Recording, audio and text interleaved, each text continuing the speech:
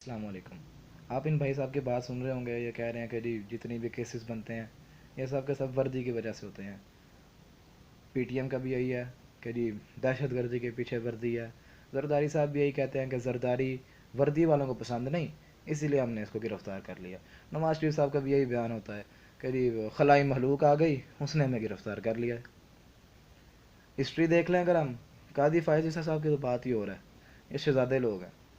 History دیکھیں ہم جی، نواز شریف صاحب آ جاتے ہیں، ان کو گرفتار کیا گیا، عدالتوں میں پتہ نہیں کیا کرتے رہے ہیں، باہر آتے ہیں کہ میں نے کرپشن نہیں کی، میں نے یہ نہیں کیا، میں نے کرپشن کی، میں نے سیاست چھوڑ دینی ہے۔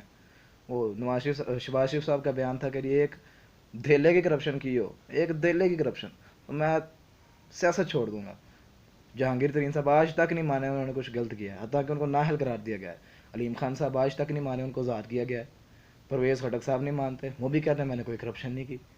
یہ سب لوگ ایک ہی چیز ہے، یہ ڈپلیکیشنز کرتے ہیں، عدالتوں میں جاتے ہیں، ان کے پتہ نہیں کون سے چہرے ہوتے ہیں، عوام میں آتے ہیں انہوں نے کرپشن نہیں کی، یہ نہیں کیا، وہ نہیں کیا، کچھ بھی نہیں کیا انہوں نے۔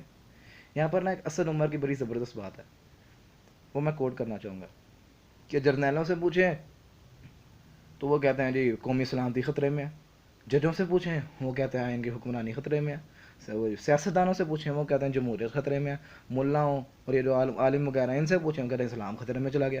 مطلب سوال کس سے پوچھے عوام جا کے؟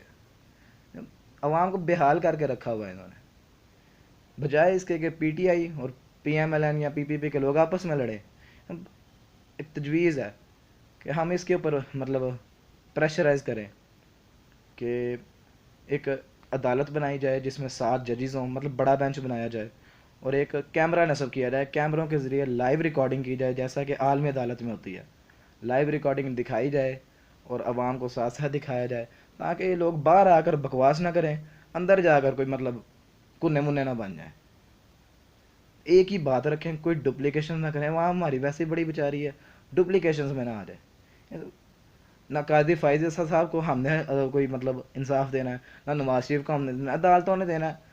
عدالتوں میں کیمرے نے سب کر دیں، ہمیں بھی پتہ لگتا رہے کہ عدالتوں میں کیا کرتے ہیں، باہر کیا کرتے ہیں، کم از کم اس کا حل تو ہو جائے گا۔ آخر میں یہ کہنا چاہوں گا جی، ملک جو ہوتے ہیں وہ 50,000 لوگوں نے نہیں چلانے ہوتے، پاکستان کو 50,000 لوگوں نے نہیں تھا بنایا، اس میں وہ 50,000 لوگ نہیں رہتے، 22 کروڑ لوگوں کا ملک ہے، اس میں سے 2.5 کروڑ 5 کروڑ لوگ پڑھے لکھے لوگ ہیں۔ ہم فیصلہ کر سکتے ہیں سب کچھ، ہمیں چاہیے کہ ہم پریشرائز کریں، ہم اپنے فیصلے کروائیں۔